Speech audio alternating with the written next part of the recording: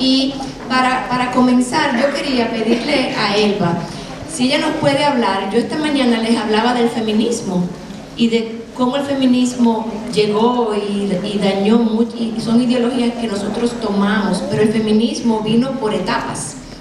Y quería pedirle a Elba si podía hablarnos un poquito de estas diferentes olas que fueron llegando y cómo fueron afectándonos a nosotras como mujeres. Hola a todas, yo no había tenido la oportunidad como Laura y Patricia de saludarlas desde aquí. Abajo sí, y en las escaleras, y es un gozo estar aquí. Una cosa es que el movimiento feminista reclama derechos que proclaman para nosotras. Dios nos ha creado femeninas, pero Dios no nos quiere feministas. Dios nos hizo hermosas como mujeres y Dios quiere que reflejemos esa feminidad siendo mujeres como Él nos creó. Ahora, a finales de los años 1800, a principios de 1900, las mujeres empezaron a reclamar ciertos derechos que ellas no tenían. La mujer no podía estudiar en las universidades, la mujer no tenía derecho al voto, la mujer estaba marginada de muchas cosas. ¿Por qué? Porque, como habíamos estado hablando anteriormente, el mismo pecado había hecho que el hombre desplazara a la mujer. Entonces, estos derechos se fueron conquistando para que la mujer pudiera ir a la universidad y pudiera votar. Y vamos a decir que esa primera ola de feminismo fue muy buena, porque conquistó cosas para la mujer que la mujer no tenía. Si nos hubiéramos quedado ahí, hubiera estado bien. Pero el pecado es el pecado. Entonces, en los años 60 vino lo que se llamó la segunda ola del feminismo. Y esta mujer, o las mujeres en sentido general, quisimos otro tipo de derechos que ya no eran lícitos. Queríamos derechos sexuales, queríamos libertades sexuales. La mujer decía que el cuerpo era de ella y que ella podía abortar, quería la píldora, quería reclamar cosas que Dios ya no le permitía a la mujer porque eran moralmente inaceptables realmente. Entonces esa fue la segunda ola, cerca de los años 60, que coincidió con todo aquello del movimiento de los hippies y todo lo demás. Ahora estamos viviendo lo que se llama la tercera ola del feminismo, que es con esta mujer empoderada de su cuerpo, que quiere arrollar, avasallar, que quiere imponerse sobre el hombre. Entonces, esta se representa en actrices que ustedes conocen, en cantantes, en esta mujer que se impone y que con su cuerpo, usa su cuerpo incluso sexualmente como un arma. Y estamos viendo mujeres que dicen, no, nosotros tenemos derechos a nuestro cuerpo, yo no tengo por qué llevar una vida que no quiero, mi cuerpo es mío y tengo derecho a él. Y todo esto es una representación de esa feminidad que no es feminidad, eso es un derecho que la mujer cree que tiene, que Dios no le ha dado. Dios nos hizo mujeres y nos creó mujeres hermosas, pero con la feminidad que Dios nos ha dado. Entonces, ¿tú dirías, Patricia, que el demandar nuestros derechos es una mentira que hemos creído? Nosotros no debemos demandar, no porque como mujeres no tengamos un lugar, como decíamos, tenemos un valor, una dignidad, pero el camino que Dios nos ha dejado no es el de exigir, sino el de más bien, lo que la palabra de Dios enseña es completamente diferente a lo que el mundo dice que exijamos. Cristo fue manso y humilde de corazón y nos dice, aprende de mí, que soy manso y humilde, y hallarás descanso para tu alma. Hoy en día te dice, demanda, exige, y no sabemos que cuando nosotros le dejamos a Dios el exigir por nosotros, Él entra a defendernos. Cuando nosotras queremos defendernos por nosotras mismas, es como que Él nos mira y nos dice, sí, ve ahí, defiéndete tú sola que yo te voy a dejar. Realmente el adorno de una mujer, el fruto del Espíritu, que no es más que Cristo mismo, es muy contrario a exigencias y derechos y demandas Como les digo, no porque no, la mujer como mujer no tenga un lugar igual, o en muchas cosas igual y en otros complementarios, sino porque nosotros con nuestra actitud debemos reflejar a Cristo. Y Cristo, siendo Dios, se despojó de su gloria y se hizo como uno de nosotros. Así es. Y el mismo Jesús dijo, no me quitan mi vida, yo la entrego.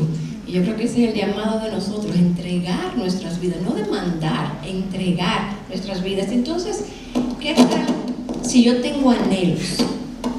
¿Son lícitos esos anhelos? ¿Yo tengo el derecho de satisfacer todos mis anhelos? El tener anhelos no es pecaminoso. Yo puedo desear cosas que son lícitas, claro, que no son pecaminosas.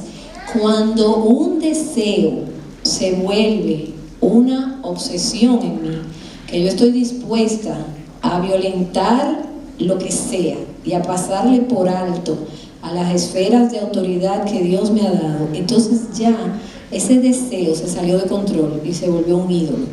Entonces ya, aunque fuera lícito, aunque no fuera pecaminoso, ya para mí quedó prohibido, porque en mi corazón se entronizó y yo quiero ya mi voluntad por encima de la voluntad de Dios. Nosotras las mujeres sabemos lo que es quedarnos con una cosa que queremos y nos acostamos con esa idea, nos levantamos con esa idea y tratamos de maniobrar para conseguir eso que queremos. Cuando algo no se nos quita de la cabeza, tenemos que tener mucho cuidado.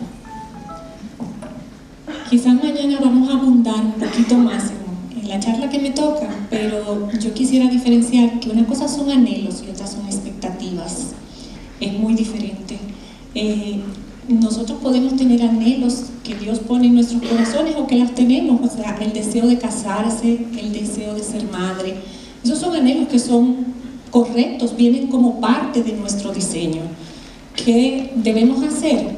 Orar, pedirle al Señor si eso es parte de su voluntad. No debemos esclavizarnos ni estar obsesionada de eso, como dice Patricia, y esperar en la voluntad del Señor. Ahora, otra cosa muy diferente es cuando yo me hago expectativas que me las hice yo, no que me las prometió Dios como una promesa en su palabra de lo que iba a ser mi vida. Eso es muy diferente.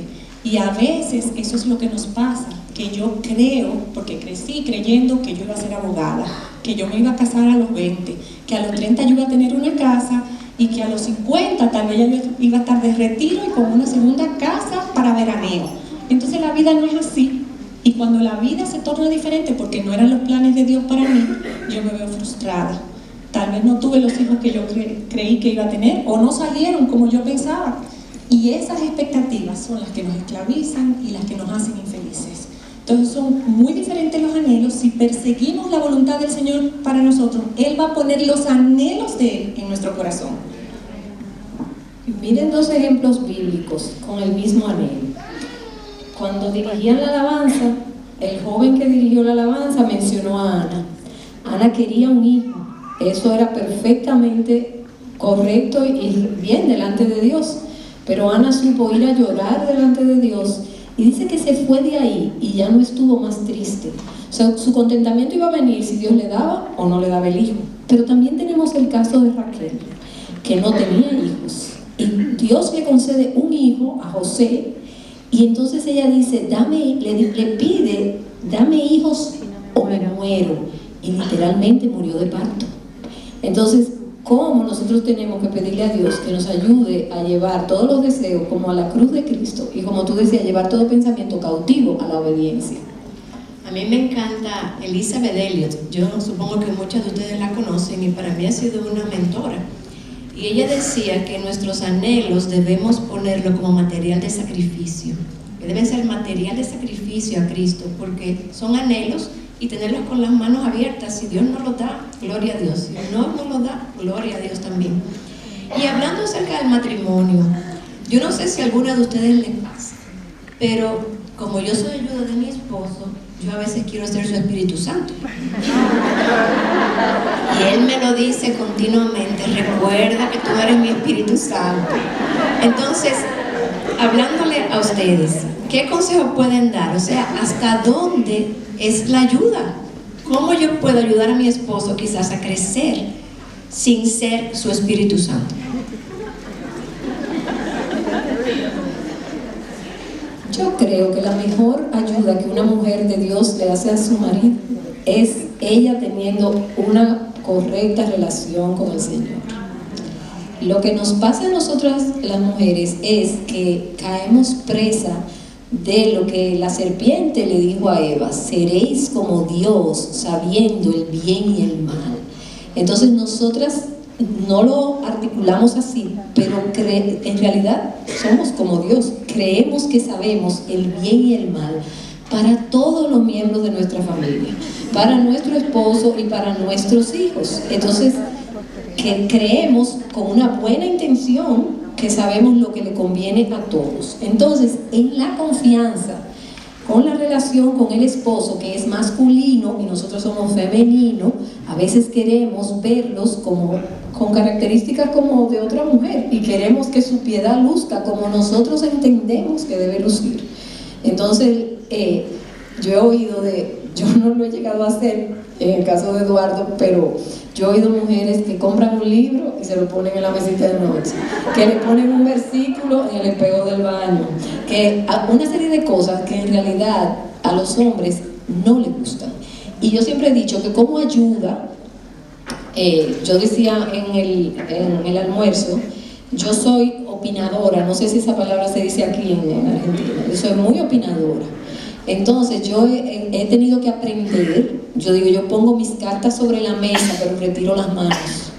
Porque si me dejan a mí, yo pongo las cartas sobre la mesa y sigo insistiendo ahí, y me he dado cuenta que sobre las rodillas, después que tú dices la parte que tú, porque como ayuda, yo creo que es importante que digamos lo que estamos viendo, porque muchas veces Dios usa eso para decirle a nuestros maridos cosas que Él quiere para ellos, porque definitivamente nosotros somos su complemento, pero debemos saber que la última decisión es de ellos, y muchas veces Dios va a dejar que caigamos en el hoyo y que las cosas sean como nosotros decíamos que eran, porque eso es lo que Él quería para nosotros, porque por ahí viene el crecimiento, no por evitarnos el dolor que quizás nosotras queríamos evitar.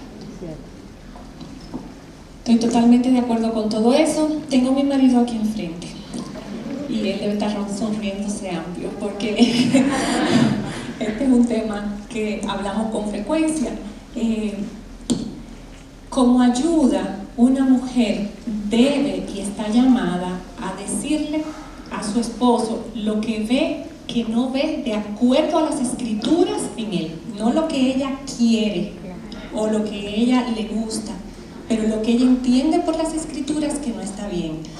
Porque un hombre tiene una ayuda idónea, y la palabra ayuda es eso, es ser, porque él necesita una ayuda. Dios no lo hizo a él completo ni perfecto, sino que Dios quiso darle una ayuda. Yo puedo compartir como testimonio personal que años atrás, en un tiempo de crisis y de dolor muy fuerte, cuando fuimos a consejería, nuestro pastor nos vio en la situación en donde estábamos, le hizo algunas preguntas a mi esposo por esa situación en específico, y aunque las decisiones fueron de él, a mí me dijo: ¿y tú qué hiciste? ¿Dónde estabas tú? ¿Qué? Tú no le dijiste nada. Y la verdad es que yo no lo había hecho, y era mi papel como ayuda en ese momento haberle advertido a él o haberle señalado que en las escrituras decía que estábamos yendo mal, y yo no lo hice. Entonces caímos los dos, realmente los dos estábamos mal en ese momento, pero yo no cumplí mi rol como ayuda. Entonces nosotras debemos hablar cuando es bíblico, no cuando nosotras queremos porque es un asunto de gusto para nosotras o de preferencia. Sí podemos hacerlo, pero ellos tienen el derecho de hacer como ellos les plazca. Lo que no podemos querer es jugar las cartas, como tú dices. Y algo que yo todavía estoy aprendiendo: hablar en el momento adecuado, en el tono adecuado y de la forma adecuada, porque a veces yo me abalanzo a decir lo que pienso en un momento que no es el correcto. Entonces que Dios nos dé esa sabiduría también. ¿Y qué pasa? Porque también tengo esa lucha. Cuando nuestro marido quizás no toma la decisión en el momento que nosotros queremos que la tome, o no tiene la iniciativa para algo en el momento que nosotros entendemos, y entonces nosotros nos vemos tentadas a tomar el control. ¿Qué ustedes dirían? Que esa es la verdadera sujeción. Cuando estamos de acuerdo, cuando mi esposo me llama y me dice, vamos a cenar esta noche a un restaurante, eso no es sujeción. Oh, sí, mi amor, estaré lista, ¿a qué hora? Eso no es estar sujeta. Estar sujeta es precisamente cuando yo no estoy de acuerdo. Y una cosa que da muy buenos resultados es esto, miren. La cabeza está generando ideas, la cabeza está a 100.000. Pero como decía Laura, quizás en el momento adecuado, y cuando las cosas salen mal, no decir, tú ves, yo te lo dije, tú no te llevaste de mí, era como yo decía. O sea, la sumisión es, con respeto, dejar que ellos sean líderes, porque nosotros decimos, las mujeres decimos, yo quiero que mi esposo sea líder, yo quiero que él sea la cabeza del hogar, pero cuando haga lo que yo quiero que haga. O sea, eso no es ser líder, eso es querer clonarlo como yo quiero que sea el liderazgo de mi casa. Y realmente las relaciones Dios las usa para santificarnos. Cada una de nosotras tiene el esposo que Dios quiso que tuviera. John Piper dice, usted quiere saber si su matrimonio, si su pareja es la de la voluntad de Dios para usted, busque su acta de matrimonio. El nombre que está ahí, esa es la persona. Entonces, esa persona está hecha a la medida. Y tú me dirás, a la medida, pero ¿cómo puede ser si esta persona, este hombre es insoportable, es honesto? Eso era necesario para ti, para Dios obrar en ti y a través de ti todo lo que Él quiere hacer con tu vida como creyente y irte transformando y moldeando a través de esa persona. Los hijos y el esposo son medios para crecer en la gracia. Y en cuanto a los hijos, ¿qué nos dicen? Porque hoy en día nosotros damos mucha consejería a novios y tú ves que te dicen, no, nosotros no queremos tener hijos por ahora, queremos vivir nuestra vida, queremos pasar muchos años solos, conocernos, o a veces no queremos hijos quizás. ¿Qué dice la palabra de Dios en cuanto a los hijos? Y a veces con este asunto también del aborto y todo eso. Los hijos son una bendición, son un regalo del Señor, dice el Salmo 127. Cuando nosotros le ponemos fecha y tiempo a los hijos, estamos postergando el regalo que Dios quiere. Eso no quiere decir que si yo estoy en medio de un momento, quizás en que estoy terminando este año mis estudios o estamos empezando el matrimonio y quizás no es prudente en estos meses comenzar una familia, yo no pueda como pareja no podamos por un tiempo X que decidamos entre los dos planificar no tener hijos en ese tiempo, pero estos planes de vamos a hacer nuestro proyecto de vida primero y vamos a postergar los hijos o no vamos a tenerlo porque los hijos son un problema, porque los hijos son un gasto. Eso no va para nada con una mentalidad que tiene que ver con la palabra de Dios. Dios nos ha regalado los hijos y los hijos son una bendición. Y en ellos estamos llamadas a sembrar, a plantar semillas de fe para que el Evangelio crezca en sus corazones. Y como hablábamos en días pasados, mientras nosotros los creyentes no queremos tener hijos, los musulmanes están plagando este planeta de hijos para llenarlo de sus creencias. Ellos tienen familias de 10 y 15 hijos como si nada, están llenando, y nosotros no queremos enseñar la verdad a nuestros pequeños, no queremos tenerlos ni siquiera, o no queremos adoptar niños, negándole la bendición y un hogar a pequeños que no lo tienen. Nosotros estamos llamados a pasar el legado de la fe. Por eso es que Dios nos ha encomendado esta tarea. Y eso se ve en lo que Dios le dijo a Abraham. Nosotros tenemos que ver que son una bendición y, como decía Elba, tenerlo con mentalidad del reino. Dios le dijo a Abraham, yo sé que Él mandará a sus hijos, y a sus hijos después decía que anden en mis caminos. O sea, el fin de tenerlos es traspasar la fe, para que la fe, el reino de Dios avance hasta que nuestro Señor venga, y el reino, o sea, y que se multiplique ese legado que nosotros estamos traspasando de una generación a otra. Es un mandato bíblico, pasar de una generación a otra. Las maravillosas obras de Dios, y eso se hace en el contexto del hogar y en el contexto de la familia. Y en cuanto al sufrimiento, yo sé que todas nosotras, todas pasamos por dolor. Decíamos esta mañana, hablábamos de la caída y de que muchas hemos pasado situaciones difíciles en nuestra vida, de dolor, de quebrantamiento. ¿Qué dice la palabra sobre eso? Porque hay personas que me han dicho, muchachas quizás que yo he mentoreado, le he dado algún consejo, me dicen, pero es que es injusto que yo sufra, Dios no quiere que yo sufra. ¿Qué tú dirías, Elba?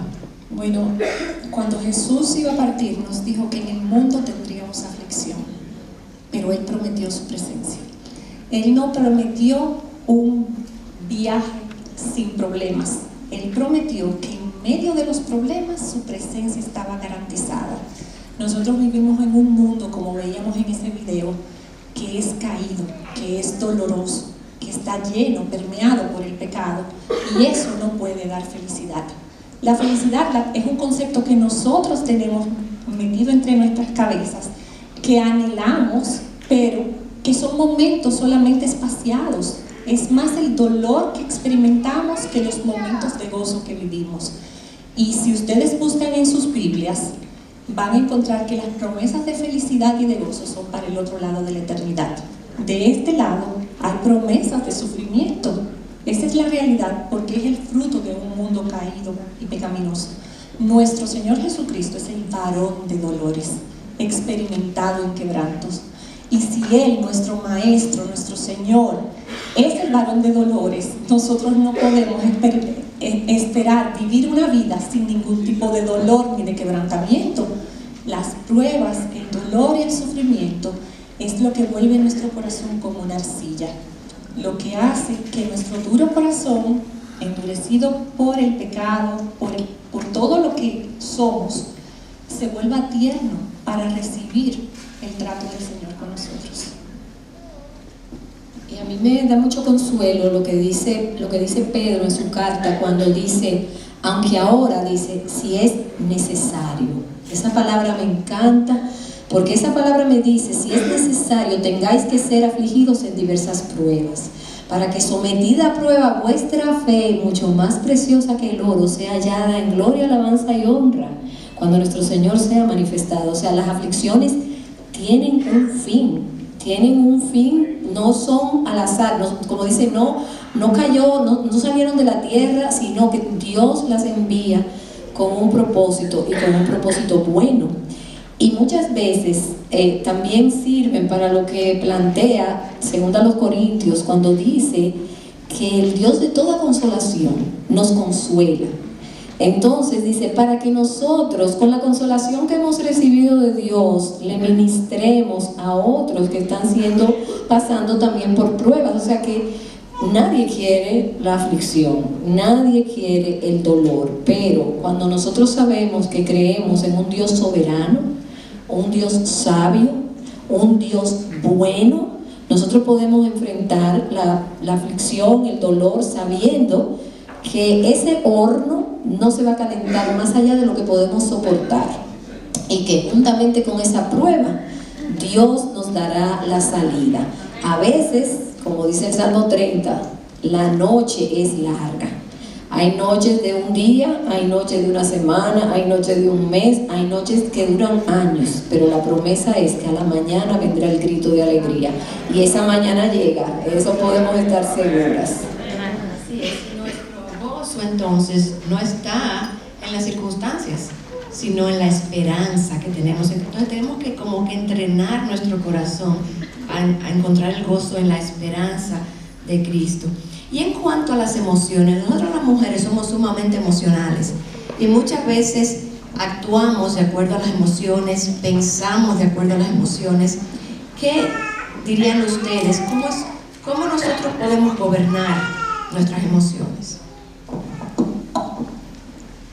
La mujer tiende a creer que las emociones pueden controlarla. que nosotras vivimos de acuerdo a nuestras emociones, porque Dios nos hizo primero relacionales y nos hizo emotivas. Y dado a que somos así, nosotras tendemos a darle rienda suelta, la mayoría de nosotras, a las emociones, y eso nos lleva muchas veces a irnos al extremo contrario. Pero nuestra mente tiene que venir, nuestros pensamientos primero, cautivos a la obediencia de Cristo, debemos traerlo, y como consecuencia, si yo traigo mi pensamiento cautivo, eso trae mis emociones y mi conducta cautiva a la obediencia de Cristo. La palabra debe controlarme, y aun cuando yo esté atravesando una situación dolorosa, aun cuando yo esté atravesando días difíciles del mes, aun cuando mis hormonas puedan estar quizás medio alborotadas, aun cuando yo esté sufriendo una pérdida, yo debo hablarle verdad a mi alma, y la verdad está en su palabra, y ella me va a llevar a renovar mi mente, no a dejarme controlar por lo que yo siento, sino por lo que la palabra dice. Eso es hablarle verdad al alma, y de esa manera las emociones ocuparán el lugar correcto, y entonces mi alma podrá decir: alma mía, bendice a Jehová en medio de lo que yo estoy viviendo. Y saber que somos hechos a imagen de Dios, y eso es producto de eso. Lo que pasa es que vivimos en un cuerpo caído. A mí me llamó mucho la atención en días atrás que nosotros siempre nos analizamos como creyentes, y si tenemos una tristeza, una angustia, sabemos que, por ejemplo, la misma ira, que es una emoción, la Biblia dice: airaos, pero no pequéis. Claro, nuestra ira en su mayoría de las veces es pecaminosa. Dios se aira, pero no peca. Y yo vi delante el ejemplo de Cristo cuando dijo: mi alma está muy triste hasta la muerte. O sea, Cristo tuvo una angustia tan grande que dijo que su alma estaba triste hasta la muerte, y su sudor dice que era como grandes gotas de sangre, que hubo que enviar un ángel a que lo socorriera. Y sin embargo, nuestro Señor Jesucristo no pecó. Y yo dije: wow, quiere decir que hay una angustia, puede haber una angustia del alma que no sea pecaminosa. Y eso me hizo pensar, como cada vez que yo estoy, porque hay emociones como la alegría, el gozo, hay una gran variedad, pero hay muchas veces que nosotros nos cargamos quizás pensando que estamos pecando con algo, y no necesariamente tiene que ser pecado. Tenemos que pedirle a Dios que nos revele lo que hay en nuestros corazones, para poder, aún en medio de las emociones intensas que muchas veces sentimos, honrar y glorificar el nombre de Dios. Y muchas veces nuestras emociones no nos dejan percibir la realidad correctamente. Es como cuando uno va en un carro y hay una tormenta que se llena de agua, de sucio, el parabrisas. Y me encanta como dice de nuevo John Piper, que los limpiavidrios son como las promesas de Dios, que nos hacen enfocarnos, nos quitan todas las emociones que no nos permiten ver claramente, y entonces las promesas de Dios nos estabilizan, son nuestra ancla. Entonces por eso es tan importante meditar en las promesas de Dios, en su palabra, porque eso es lo que nos mantiene, es nuestra ancla, nos mantiene a flote, nos mantiene firmes. Pero cuando nos dejamos llevar, estamos siendo esclavos de nuestras emociones, cuando estamos llamadas a gobernarlas. Y también nuestros pensamientos tenemos que llenarlos de verdad, porque como pensamos, así actuamos. Si nosotros no llenamos nuestros pensamientos de verdad, si no transformamos nuestra mente con la palabra, nuestras emociones van a tomar control. Entonces es muy importante estar en la palabra. Yo creo que ya no tenemos tiempo para mucho más, tenemos que concluir. La quería animar a que escriban sus preguntas. Quisimos más o menos hablar de algunos tópicos que son los que siempre nos preguntan, pero si pueden escribir sus preguntas y colocarlas en esta urna, mañana entonces a final de la tarde vamos a hacer otra sesión como esta, contestando algunas de sus preguntas. Gracias por acompañarnos en el día de hoy. De verdad que ha sido muy bueno conocerla, oír sus testimonios, nos han alentado y estamos muy agradecidas al día que el Señor nos regaló. No sé si uno de los pastores orará para cerrar.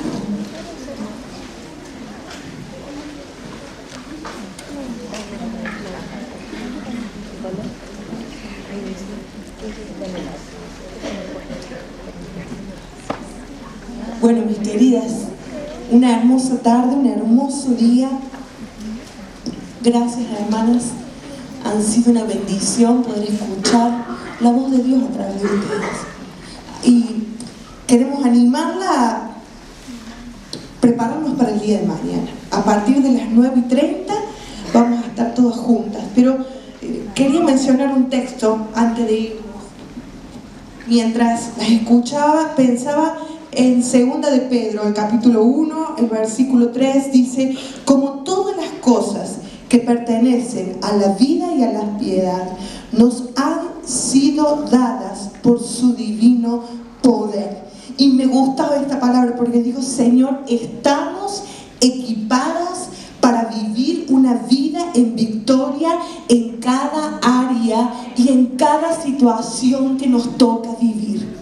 Y aprender a caminar en la verdad, ir desechando las mentiras y el engaño que el enemigo ha ido poniendo para estorbar y muchas veces estancarnos. Pero es una decisión. Tenemos que decidirnos, aferrarnos a la verdad, creerla y vivirla. Que el Señor las bendiga.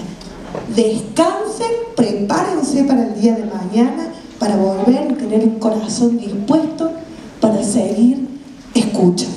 ¿Oramos? Padre Celestial, gracias por este tiempo tan refrescante. Gracias por tu presencia. Gracias porque realmente podemos escuchar tu voz y vemos cómo nos renueva los pensamientos. Gracias, Padre, porque eres fiel a tu palabra, Señor. Y eso nos da seguridad. Y en esta noche ya, tarde-noche, queremos volver a casa meditando. Que tu palabra, Señor, pueda seguir vibrando en nuestra mente y nuestro corazón. Que podamos volver con gozo, Señor, pero también renovar la visión de las cosas. Señor, escuchamos que muchas veces nuestras emociones no nos dejan ver correctamente. Pero hoy, Señor, queremos rendirnos a tu presencia. Pedimos tus ojos para ver. Queremos tu boca para hablar. Y que, Señor, esto sea un impacto tan grande para que los que están alrededor nuestro puedan ver tu misma presencia en nosotras. Nada de nosotras, todo de ti, Señor. A ti sea la gloria y la honra. Y despedimos en este momento, Señor, con tu bendición. Acompaña a cada mujer, a cada lugar donde tiene que volver, para descansar y renovar las fuerzas en ti, para mañana poder volver a encontrarnos y estar un tiempo juntas de nuevo y en tu presencia. Gracias por todo, en el nombre precioso de Cristo Jesús. Amén y amén. Hasta mañana, que el Señor las bendiga.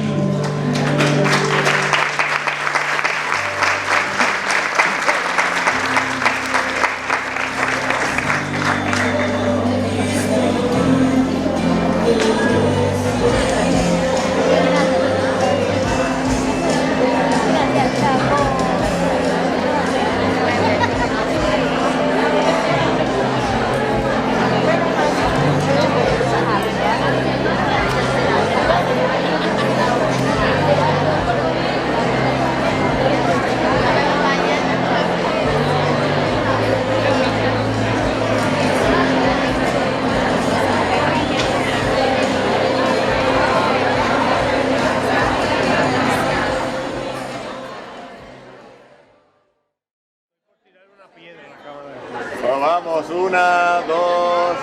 1, 2, 3, miren. Super. Linda. Otra, aquí, miren aquí.